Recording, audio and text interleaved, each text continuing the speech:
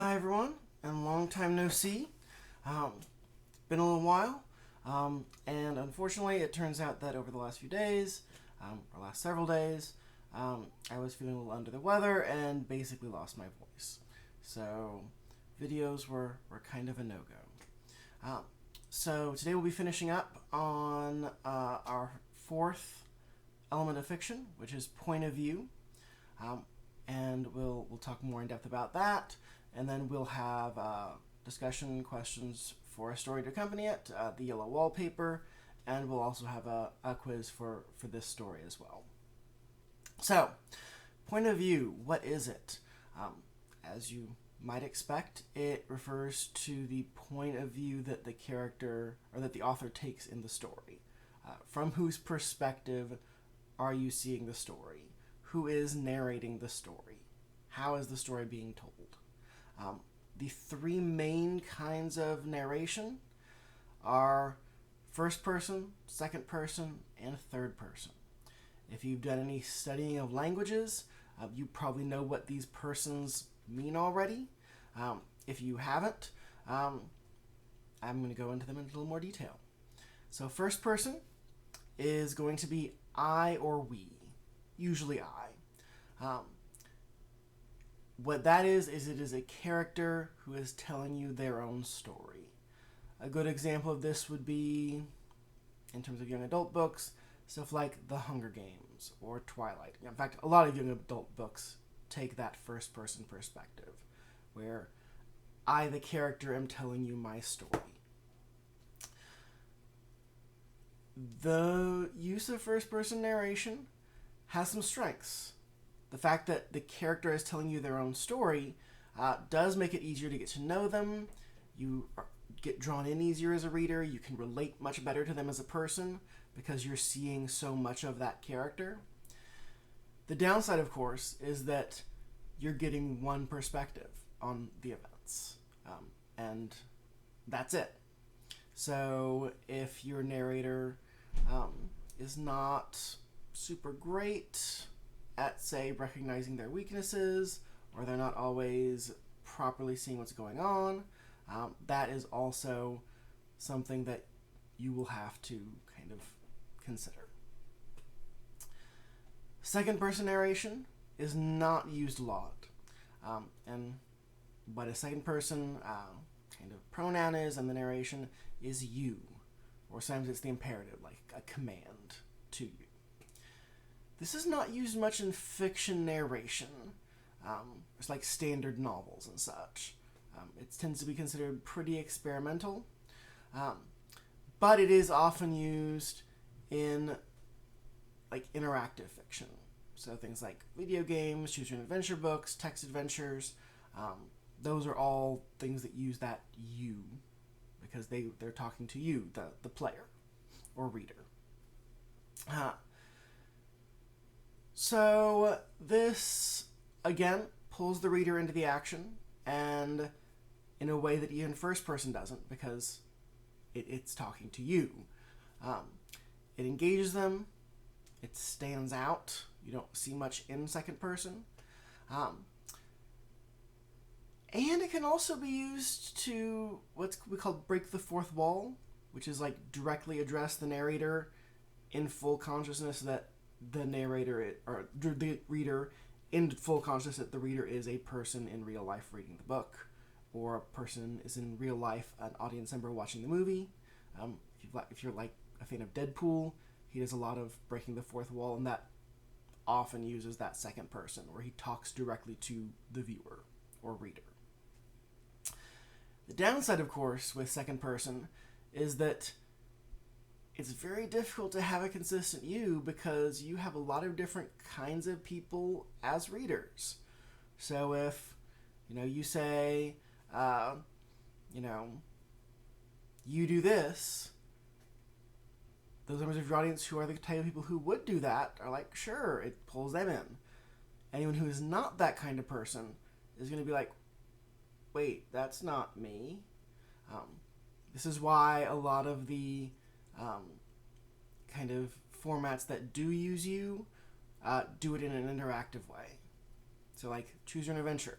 You can choose which way your story goes. So you don't necessarily have to worry about your player or reader ending up being asked to do something that they wouldn't do.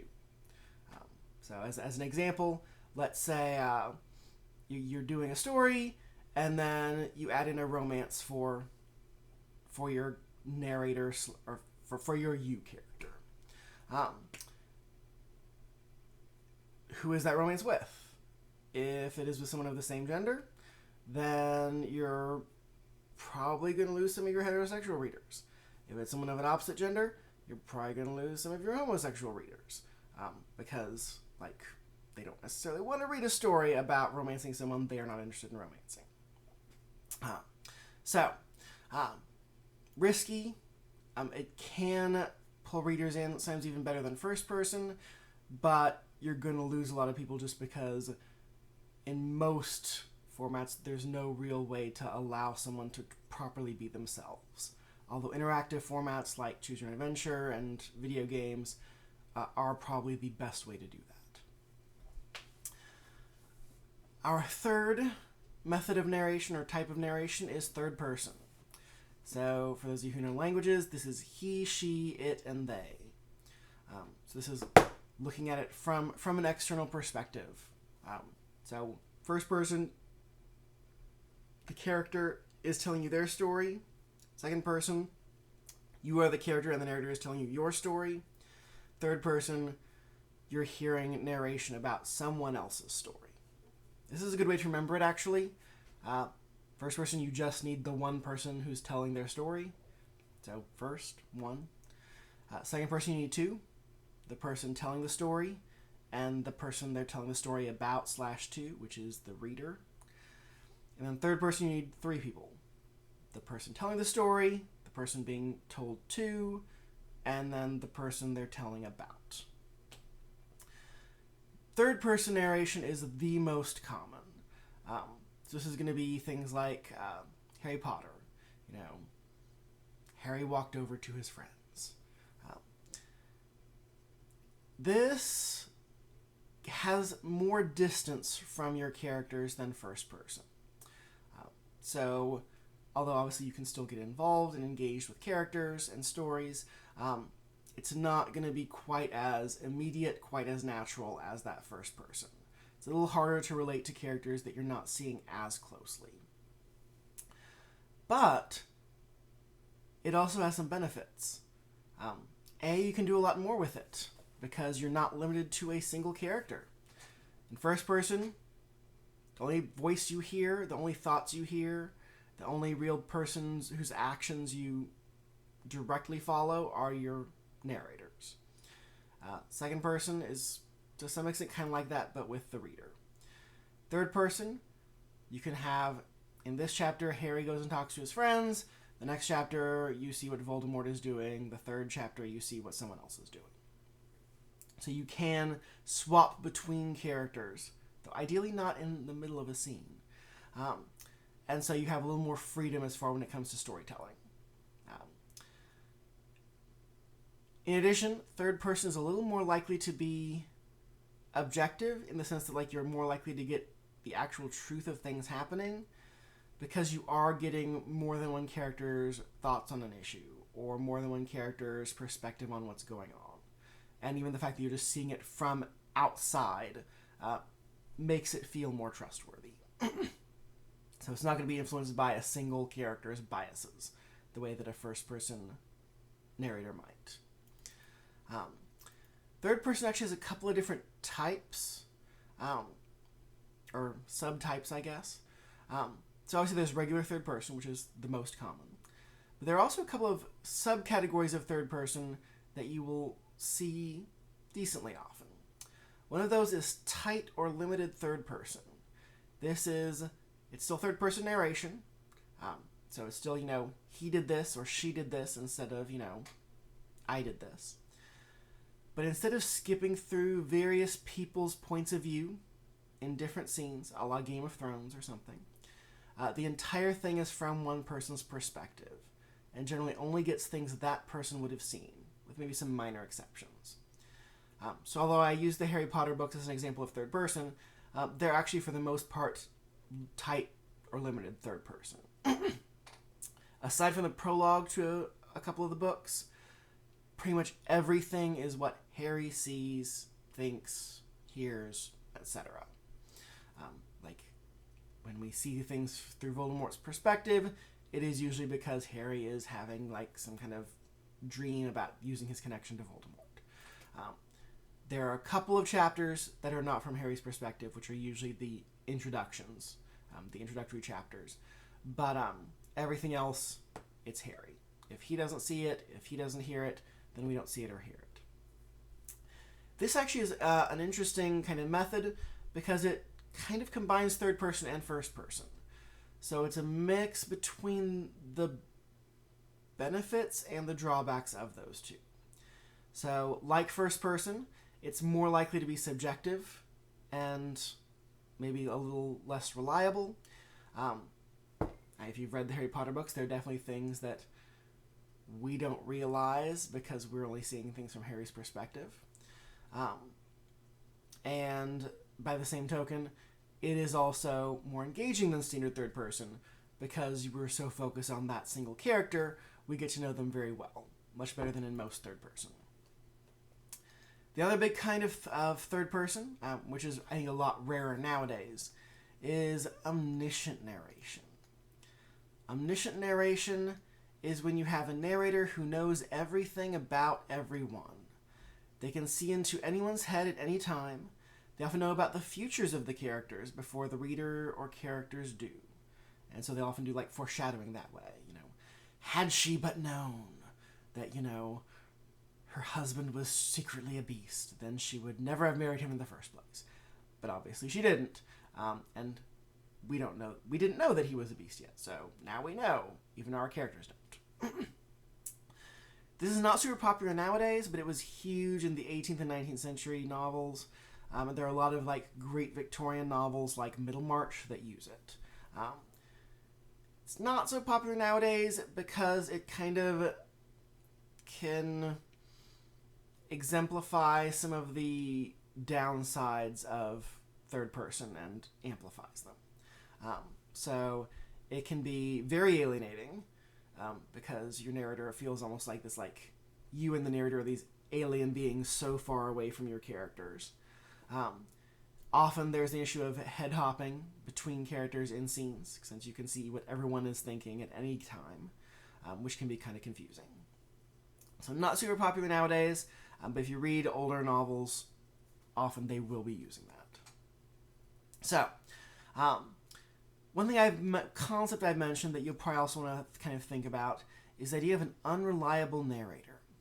So with a narrator, we trust them to give us a fair and balanced portrait of events that helps us grasp the truth of things.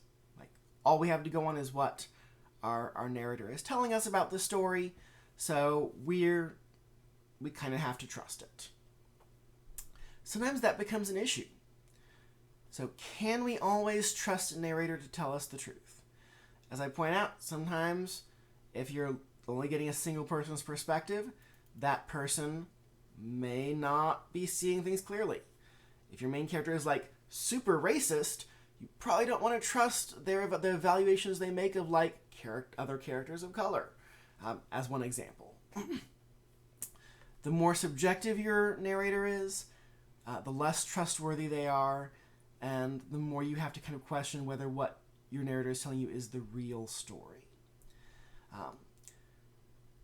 Sometimes it can be intentional on a narrator's part. Obviously on an author's part, but we talk about the narrator as if they're a person.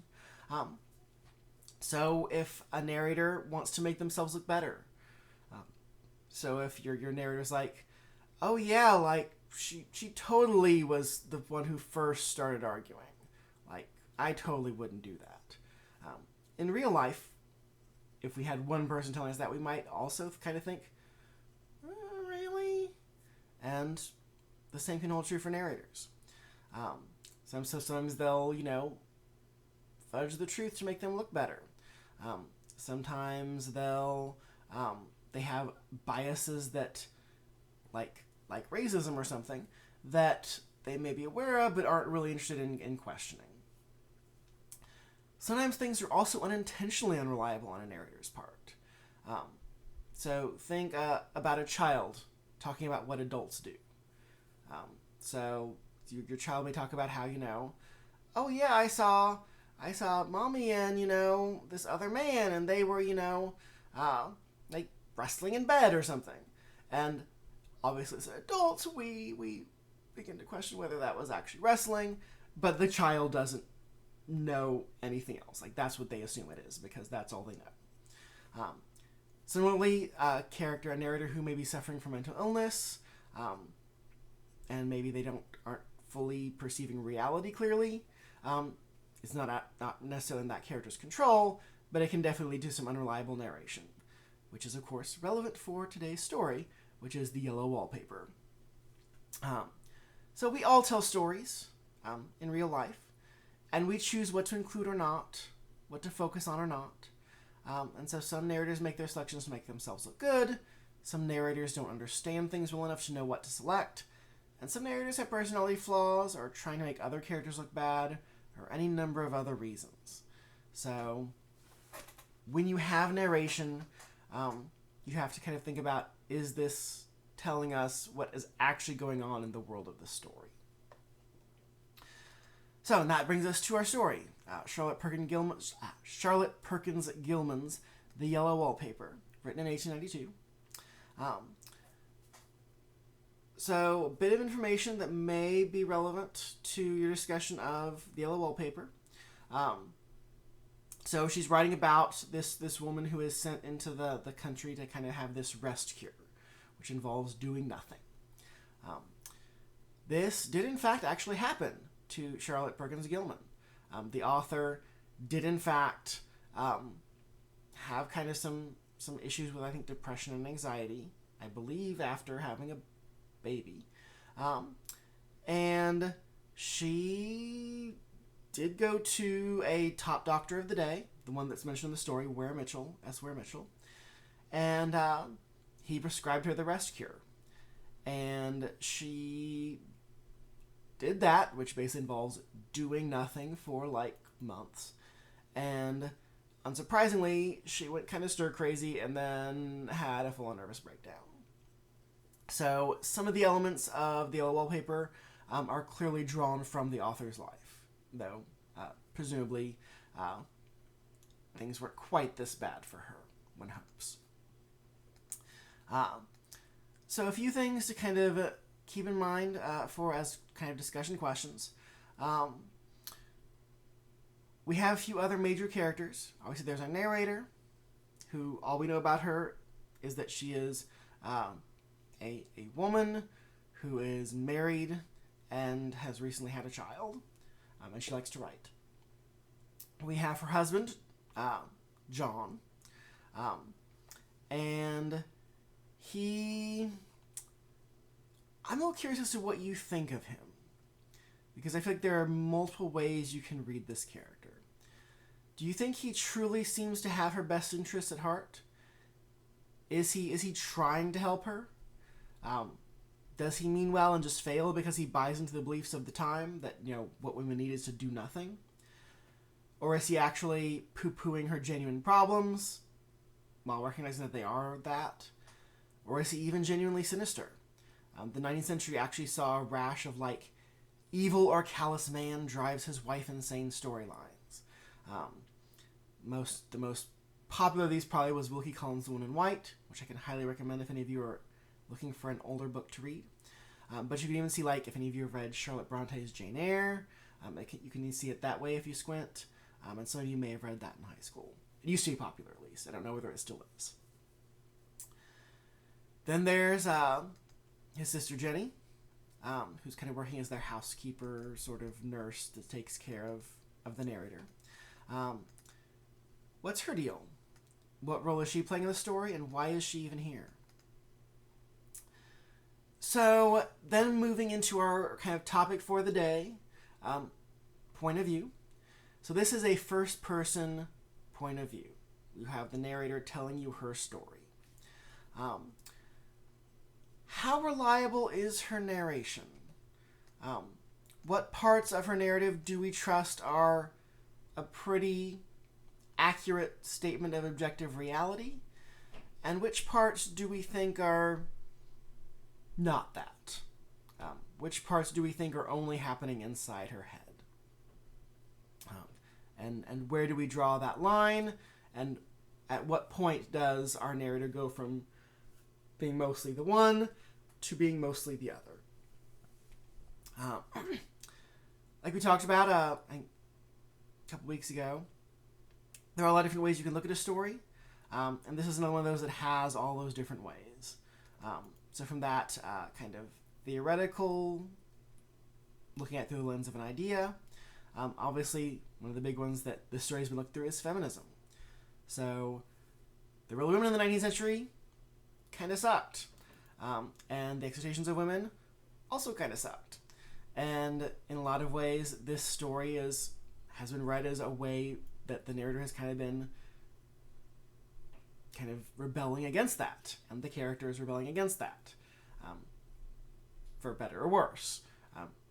She is not the typical 19th century woman by the end. Then there's the historical perspective. One thing that used to be a theory, I'm not sure how popular it still is, but there was a theory for quite a while that maybe it was actually the wallpaper driving this woman crazy. There are, in the 19th century, they start making new dyes. They create very vibrant colors. And as it turns out, one of the best ways to get a vibrant green or yellow is to use arsenic in your wallpaper. As you can perhaps understand, arsenic can cause issues with your health and your mental health. And so there's been the case made that maybe it actually was the wallpaper. And then, as I kind of mentioned already, biographical. This is clearly semi-autobiographical on the narrator's part, on the author's part. And she even actually wrote an essay called "Why I Wrote the Yellow Wallpaper," which tells her story about why she wrote it. And obviously that has given rise to a lot of, thoughts and ideas about this story. Obviously you can do author-based criticism without even "this is what I meant to say" essay.